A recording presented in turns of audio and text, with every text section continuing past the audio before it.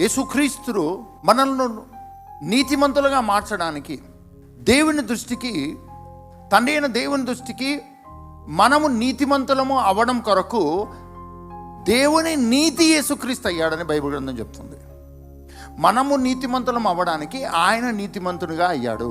ఈ భూమి మీదకి వచ్చి నీతిమంతుడైన వాడు ఈ భూమి మీదకి వచ్చి నీతివంతంగా జీవించి తండ్రి దృష్టికి నీతిగా బ్రతికి తండ్రితో ఉండి తండ్రి మాట విని తండ్రితో నడిచి తండ్రి ప్లాన్ నెరవేర్చి మరణించి తిరిగి లేచి తండ్రికి ఈ భూమి మీద ఉన్న మనుషులకు మధ్యలో ఉన్న ప్రతి అసమాధానమును సమాధానముగా మార్చి పరిశుద్ధాత్మేందల ఆనందముతో జీవించడము అన్న జీవితాన్ని ఈ భూమి మీద ఉన్న మానవునికి ఇచ్చేసి ఆయన పరలోకంలో మహిమ సింహాసనం మీద కూర్చున్నాడు.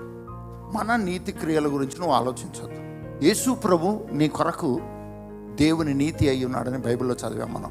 మన కొరకు యేసయ్య దేవుని నీతి అయ్యాడు. అటువంటి యేసుక్రీస్తు మనకు ప్రభు అయ్యాడు. ఆయనలోకి మనం బాప్తిసం పొంది ఆయన ధరించుకోవడం ద్వారా మనం కూడా దేవుని నీతి అయిపోయాము. దేవునితో కలిసిన వారముగా ఉన్నాము. మనము దేవునికి దూరస్థులమై ఉండగా ఆయన కుమారుని చేత మనల్ని సమీపస్తులుగా చేసుకున్నాడు. వాగ్దానములన్నీ కూడా ఇశ్రాయేలులకు సంబంధించి ఉండగా యేసుక్రీస్తును బట్టి ఆ వాగ్దానములకు మనల్ని కూడా వారసులుగా చేసి ఉన్నాడు. ఒక్క యేసుక్రీస్తుని బట్టే, మన సొంత భక్తిని బట్టి కాదు, మన తల్లిదండ్రులు నేర్పించిన భక్తి గురించి కాదు. యేసుక్రీస్తు ఆయనను బట్టి ఈరోజు మనము చర్చికి రాగలుగుతున్నామండి. అబ్బా, దేవుని సన్నిధిని నేను అనుభవిస్తున్నాను, దేవుని ప్రసన్నతను నేను అనుభవిస్తూ ఉన్నాను, అబ్బా దేవుని సంతోషం నేను అనుభవిస్తూ ఉన్నాను, నెమ్మది అనుభవిస్తూ ఉన్నాను. దీనంతటి కారణం ఏంటో తెలుసా అండి? యేసుక్రీస్తు. యేసుక్రీస్తుని బట్టి ఈరోజు పరలోకం నీకు సమీపమైంది. యేసుక్రీస్తుని బట్టి ఆయన అభిషేక ప్రభావం నీకు సమీపమైంది.